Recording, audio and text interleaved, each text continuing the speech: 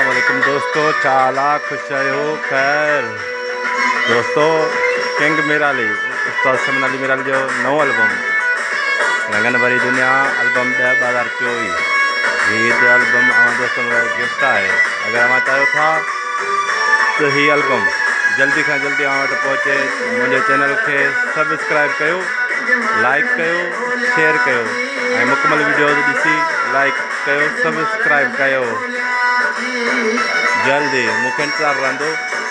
अॼो की रात में इंशाअल्लाह तव्हां हज़ारनि में सब्सक्राइब ॾींदा जीअं सुबुह जो ई तव्हांखे पूरो एल्बम पोइ हिन चैनल ते तव्हांखे ॿुधायो वेंदो।